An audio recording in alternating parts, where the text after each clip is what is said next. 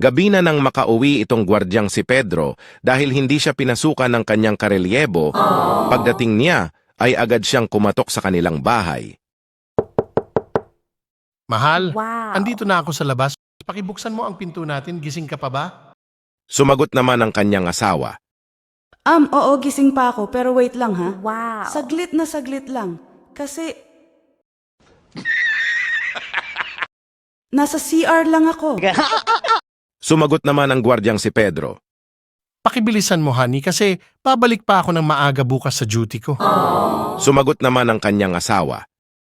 Oo, saglit lang. Kasi nakahubad kasi ako, mahal.